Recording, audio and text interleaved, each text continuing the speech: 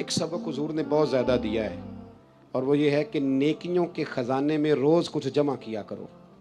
کس خزانے میں؟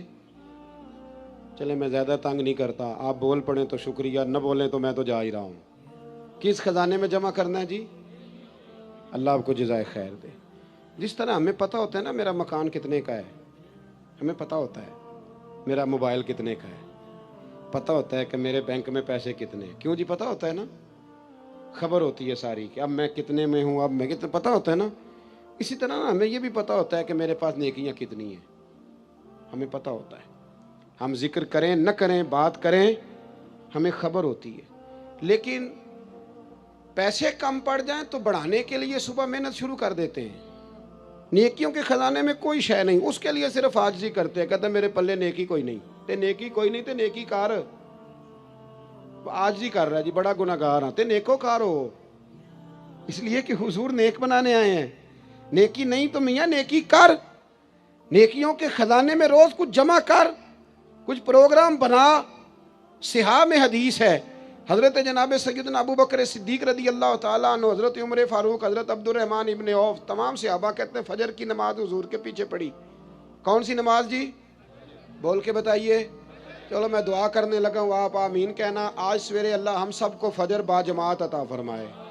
یار آمین پہ آگ سڑو، ابھی تو دعا مانگی ہے، قسم تھوڑی اٹھوائی ہے۔ اللہ ہمیں فجر، دیکھ لیں آپ آمین کہنے میں بھی مسکرا ہی رہے ہیں، یعنی اس میں بھی پکا ارادہ نہیں۔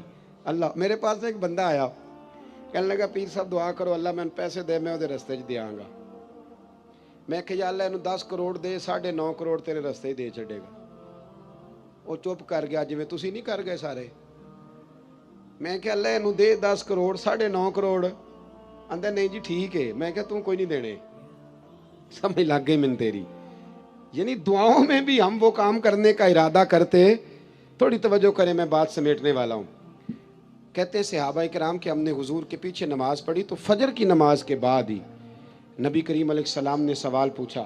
محبوب کریم علیہ السلام فرمانے لگے کہ بتاؤ بھائی، آج کسی بندے نے روزہ رکھا ہے؟ آج کسی نے روزہ رکھا ہے فجر کی نماز پڑھ کے؟ تو حضرت عمر فاروق فرمانے لگے میرے دل میں ارادہ تھا رات کو روزہ رکھنے کا، پر میں رکھ نہیں سکا تھا۔ توجہ ہے نا میری بات پر؟ میں رکھ نہیں سکا تھا۔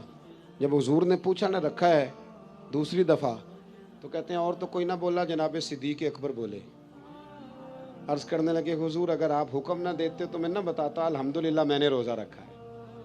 حضور علیہ السلام نے فرمایا فوراً، فرمایا بھائی کیا تم میں سے کسی نے کسی بیمار کی تیمارداری کی ہے؟ تو حضرت عمر بولے، عرض کرنے لگے حضور ابھی تو فجر پڑی ہے، گھر جائیں گے تو تیمارداری کریں گے نا۔ تو محبوب نے دوبارہ پوچھا، فرمایا چلو بتاؤ یار کسی نے تیمارداری کی ہے؟ تو حضرت صدیق اکبر بولے فجر پڑھنے آئے۔ کہا حضور میں نے کی ہے۔ حضور نے فرمایا کس طرح بتاؤ؟ عرض کی حضور 2-3 دن سے حضرت عبد الرحمن ابن عوف نماز پڑھنے نہیں آ رہے تھے، میں نے رات کو پتہ کیا تو پتہ چلا بیمار ہیں۔ مجھے پتہ ہے کہ رات کو وہ جلدی سو جاتے ہیں پر وہ تہجد میں ضرور اٹھتے ہیں، تو یا رسول اللہ میں ذرا جلدی اٹھا تھا تو فجر پڑھنے سے پہلے تیمارداری کر کے آیا ہوں۔ حضرت عمر کہتے ہیں میں حیران ہی رہ گیا کہ یار یہ بندہ کسی اور کو بھی کبھی آگے گزرنے دے گا۔ فرماتے ہیں حضور نے تیسرا سوال پوچھا، بتاؤ کسی نے کسی مسکین کو کھانا دیا ہے؟ تو حضرت عمر کہتے ہیں میں پھر بولا حضور ابھی تو دن چڑھا ہے، فجر پڑی ہے، باہر نکلیں گے تو کسی مسکین کو دیں گے۔ تو حضور مسکرائے، فرمایا عمر تو ذرا چپ نہیں کرتا؟ تو حضرت عمر کہتے ہیں میں پھر سمجھ ہی گیا کہ بولنا کس نے ہے۔ حضرت صدیق اکبر بولے، عرض کرنے لگے یا رسول اللہ اگر آپ حکم نہ دیتے تو میں نہ بتاتا، میرے حصے میں یہ اللہ تعالیٰ نے نیکی عطا فرمائی ہے فجر سے پہلے۔ وہ کس طرح؟ عرض کی حضور نماز کے لیے اٹھا ہوں تو میرا پوتا بھی اٹھ گیا تھا۔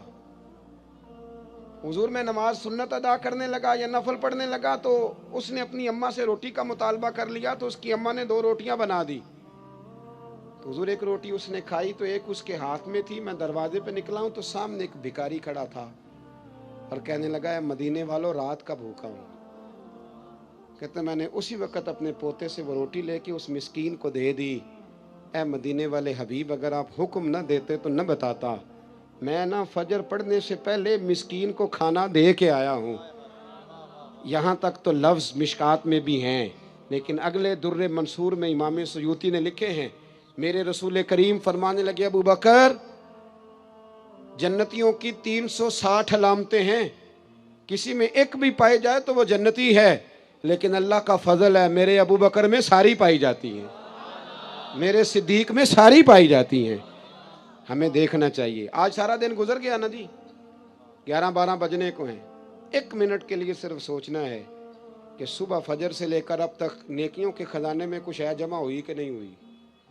कोई तस्बीह दरूद पाक की। हमारे यहाँ तो जो मस्जिद के हुजरे में बैठ के तनकीद कर रहा होता है ना, मौलवियों पे, पीरों पे, जमातों पे, महफिलों पे, मस्जिद के हुजरे में बहुत बड़ा तज्जिया निगार जो उधेड़ पुधेड़ के रख रहा होता है सबकी माज़अल्लाह शख्सियात को, उस बंदे को आप सुबह 1.5 घंटे से बैठा बहस कर रहा है, उसको तस्बीह देना कि 3 तस्बीह दुरूद शरीफ की पढ़ो, उसे काम याद आ जाता है, साथ उठ के निकल जाता है। बहस करना आसान और अमल करना मुश्किल हो गया, क्योंकि हमें जायका वहाँ मिलता है। खुदा रा वापस लौटें। एक बात तो मैंने आपकी खिदमत में ये अर्ज़ की कि भरोसा हमेशा अल्लाह रसूल पे, नवाबों पे, सेठों पे, दुनियादारों से भरोसा थोड़ा पीछे करें, निकलें थोड़ा सा। गरीबी नाज करने वाली चीज़ है, ये मायूस होने वाली चीज़ नहीं, अगर इसकी लज्जत को आप समझें तो। और दूसरी बात आपकी खिदमत में ये अर्ज़ की, दुनिया आर्जी है तो इसको आर्जी ही समझें, आगे के लिए भी देखें कि हमारे पास क्या है। और तीसरी बात, हमें पता है कि हमारे पास दुनिया का माल कितना है, तो ये भी पता होना चाहिए। मेरे जैसे बंदे को भी पता होना चाहिए कि उसने कितनी तकरीरें इसलिए की हैं कि लोग उसे जाने, उसके मुरीद बने, उसके पीछे भागें, और कितनी तकरीरें उसने इसलिए की हैं कि अल्लाह रसूल राज़ी हो जाए। उसे पता होना चाहिए। हमें खबर होती है, हमारे पास सारी वोकेबलरी मौजूद है, सारी हमारी हिस्ट्री हम जानते हैं कि कहाँ हमने खैर की है, कहाँ हमने दिखावा किया है, कहाँ हमारी नीयत क्या थी, कहाँ हमारा इरादा क्या था। ये वो तरबियत है जो इंसान को पाक करती है, ये वो तालीमात हैं जो मेरे और आपके रसूल ने हमें अता फरमाई हैं। अपनी मजबूरी के सबब मैंने पहले गुजारिश की बात करने की, इन्हीं लफ्ज़ों पे छुट्टी लूँगा। महफिल ना मेरे नाम की है ना किसी और के नाम की है, ये रसूलुल्लाह के नाम की है। हम शख्सियात के कायल नहीं, नज़रियात के कायल हैं। मुझसे पहले यहाँ पता नहीं कितने लोग आए, तकरीरें करके गए, हमारे बाद दुनिया में खिताब होते रहेंगे। ये आप शख्सियात पर इसको मौकूफ़ करना छोड़ दें, ये नज़रियात पर आप इसको मौकूफ़ रखें। आपकी अपने महल्ले की मस्जिद का इमाम भी जब जुमा पढ़ाने मिंबर पर बैठ जाए तो फ़ौरन उसके सामने बैठें और सुने वो क्या कह रहा है। निकल आएँ आप इन चीज़ों से कि कानों की लज्जत लेनी है और जायका लेना है। महफ़िल में बैठिएगा, इसको सुनिएगा, इसलिए कि ये मुस्तफ़ा करीम के नाम की महफ़िल है।